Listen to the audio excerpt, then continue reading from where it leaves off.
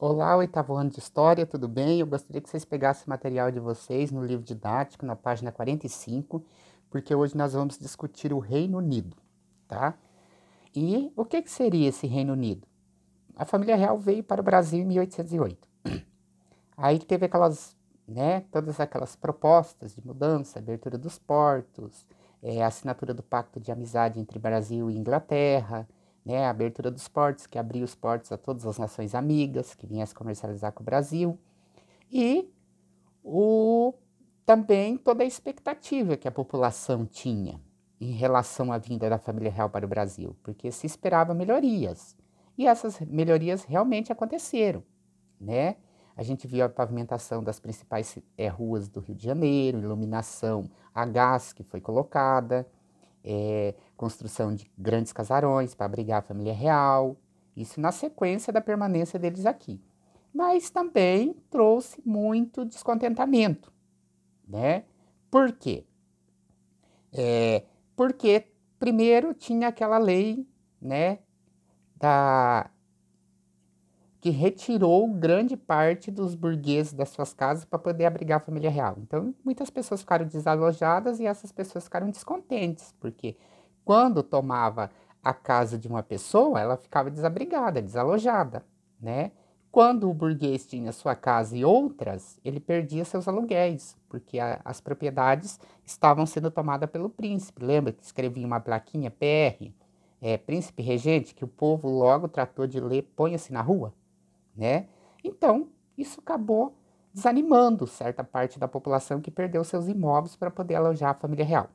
Em segundo lugar, também, com as melhorias, teve que aumentar os impostos, né? Os impostos das províncias, né? Então, todas as províncias que hoje são os estados, né, tiveram que pagar mais impostos porque a família real estava gastando muito dinheiro para poder fazer essas melhorias na cidade do Rio de Janeiro.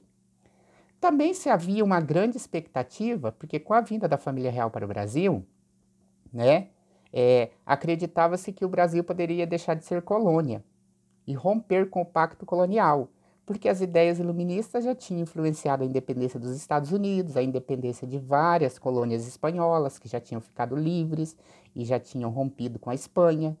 E, de certo modo, a vinda da família real para o Brasil acabou dando a ideia a algumas elites que o Brasil poderia deixar de ser colônia e ter a sua própria monarquia e não dependesse mais de Portugal.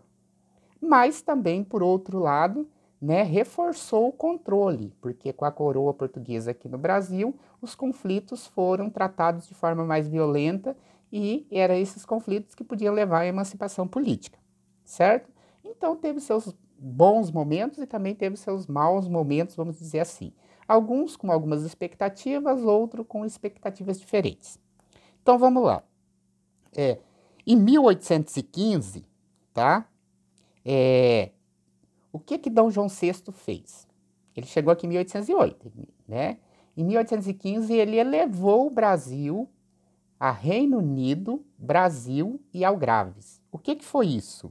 Ele tirou o Brasil da condição de colônia e elevou o Brasil à mesma condição de metrópole como Portugal e Algarves, que era uma região lá na Península Ibérica, porque Dom João VI era príncipe.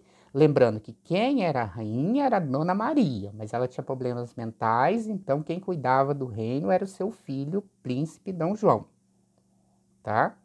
Então o príncipe Dom João, que mais tarde vai ser o Dom João VI, quando a Dona Maria morre, ele é coroado e ele foi coroado aqui no Brasil porque ela faleceu e aí ele pôde ocupar o trono definitivamente e foi coroado como Dom João VI, tá? Mas até esse momento ainda a Dona Maria é viva, então ele é príncipe. Então, como príncipe, ele era príncipe de Portugal, do Brasil e de uma outra região que mais tarde foi anexada a Portugal, chamada Algarves, lá na Península Ibérica. Tá ok? Então, o Brasil não era mais uma colônia. Agora, o Brasil tem a mesma igualdade jurídica de Portugal.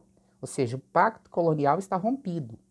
Agora, agora a metrópole portuguesa não tem mais o direito de explorar o Brasil, né? Então, o Brasil passa a ser sede do governo português, da monarquia, e passa a ser Reino Unido, né? de Portugal, Brasil e Algarves. Os 3 regiões estão no mesmo pé de igualdade jurídica. Ninguém mais é metrópole, ninguém mais é colônia, certo? Isso animou as elites, mas, no entanto, não dava possibilidade de independência. Agora nós temos uma questão muito interessante. Quando a Dona Maria morre, né, que vocês vão ver lá na página 46, né, a Dona Maria morreu, aí o Dom João foi coroado, nós temos até a imagem ali, ó, com a morte de Dona Maria I, o primeiro príncipe regente foi coroado rei de Portugal, Brasil e Algarves. No Rio de Janeiro, em 1818. Ele passaria a ser Dom João VI. Então agora ele é o príncipe, agora ele deixa de ser príncipe regente e passa a ser o monarca, o rei, Dom João VI, com o título de Dom João VI. Tá ok? E na medida que o Brasil, que as melhorias no Rio de Janeiro, o Rio de Janeiro ia passando a ser uma cidade importante, olha lá, entre 1808 a 1822, né? Quando a presença da corte atraiu negócios e imigrantes, a população do Rio de Janeiro passou de 50 mil para 100 mil. Até então, até 1822, 1808 com a chegada, a abertura dos portos da família real, até 1822, nós tínhamos já mais de 100 mil pessoas morando no Rio de Janeiro. E pela imagem você pode ver o tanto de elite, soldados, né? Então o Brasil era sede do reino agora e estava crescendo em importância. Mas se para a elite do Rio de Janeiro tá bom, porque o Rio de Janeiro é a capital, e as melhorias são todas feitas no Rio de Janeiro, eles estão pagando mais impostos, mas eles estão vendo as melhorias sendo feitas. Agora, lá na capitania, que a gente pode dizer assim, nas províncias do Nordeste, isso causava uma revolta muito grande, porque os impostos deles foram aumentados para fazer as benfeitorias no Rio de Janeiro. Mas a família real, Dom João VI, só se preocupava com o Rio de Janeiro. Não se preocupava em fazer melhorias em outros lugares. Eles faziam calçamento, construções de prédios públicos, casarões, chafarizes, praças, né? Calçamento de ruas no Rio de Janeiro, porque o Rio de Janeiro era onde eles estavam estabelecidos. Mas os impostos eram cobrados, aumentou em todas as províncias do Brasil. Mas lá no Nordeste não se tinha nenhuma melhoria, porque tudo era arrecadado para investir no Rio de Janeiro. Então, as outras províncias, como as províncias do Nordeste, viram os impostos aumentando, mas, ao mesmo tempo, eles não eram beneficiados, não viam retorno do aumento desses impostos. E o fato da família real ter chegado no Brasil não trouxe nenhum benefícios para eles. Pelo contrário, só aumentou os impostos, porque com esses impostos que eles construíam no Rio de Janeiro. E aí começou a revolta. Primeiro, porque o Nordeste basicamente vivia da produção de açúcar e algodão, os preços caíram, vocês podem observar até aí na página 46, uma obra aí mostrando a Rua do Cais, né? Lá em Recife, em 1817. Você pode observar que tem pouco movimento na rua, que era uma rua muito movimentada, que dava acesso ao porto de Recife, aonde era exportado o açúcar e o algodão. Mas com os baixos preços desse produto, a rua está praticamente deserta, os negócios pararam e a crise econômica assolava principalmente a região do Pernambuco, né? A capital Recife. E aí o que acontecia? Além deles estar ganhando pouco dinheiro porque o comércio estava em queda, do algodão e do açúcar, e o preço dos escravizados ainda tinha subido muito, né? Eles tinham que pagar mais impostos. E foi aí que eles se revoltaram fazendo a Revolução Pernambucana de 1817. No dia 6 de março de 1817, uma elite formada por comerciantes, militares, membros, artesãos e homens livres, né? O clero, também tinha o que? Grandes proprietários, juízes, artesãos, ou seja, então tinha várias pessoas e vários segmentos da sociedade pernambucana envolvida nessa revolução. E o que é uma revolução? Foi um movimento que eles queriam romper com o Brasil. O Brasil de Dom João VI, que explorava com pesados impostos e que não fazia nenhum benefício naquela região. Os benefícios eram feitos só no Rio de Janeiro e privilegiava a elite portuguesa que estava aqui no Brasil, porque, querendo ou não, eles eram portugueses.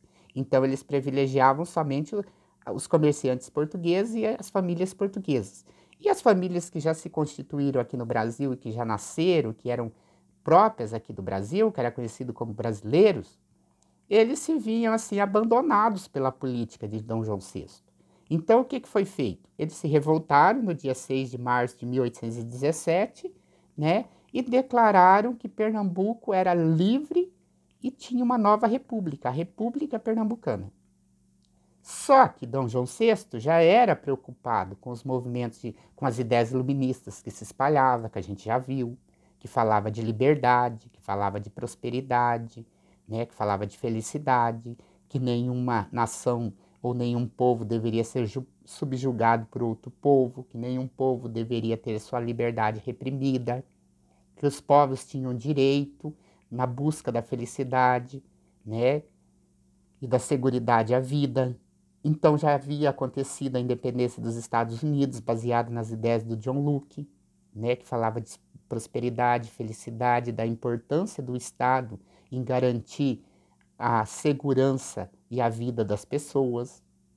E aqui eles se achavam completamente diferentes, os pernambucanos, porque o Estado que deveria protegê-los só explorava eles e não dava retorno em nada. Os retornos iam tudo para o Rio de Janeiro, as construções.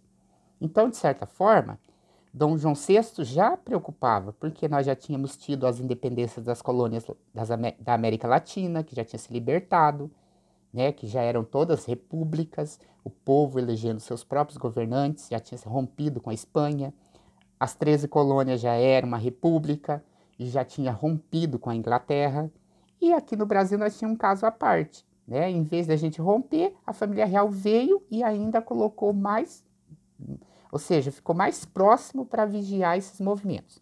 Então, com a Revolução Pernambucana, declarou-se a independência do Pernambuco, implantou-se uma república, né?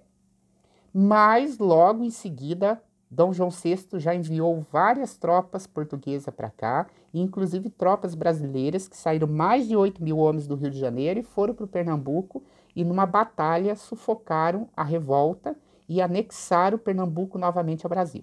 E os revoltosos foram todos, né, julgados e presos, tá ok?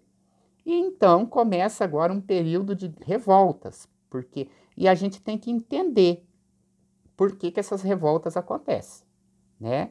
Porque aumentaram os impostos nas províncias e, ao mesmo tempo, os benefícios só iam para o Rio de Janeiro. Então, as outras elites, que não eram portuguesas, de outras províncias que não era a capital do Rio de Janeiro, se sentiam, assim, desmerecidas, abandonadas pelo governo de Dom João VI. E por isso que começaram a eclodir essas revoltas. A primeira foi a pernambucana, mas não foi a única revolta que teve naquela região. Em 1710 já tinha havido a Guerra dos Mascates, né? Que o pessoal queria, né, mais atenção do governo português. E agora o governo português está aqui, aumenta os impostos e continua não dando atenção. Então é isso que gera a Revolução Pernambucana, ok?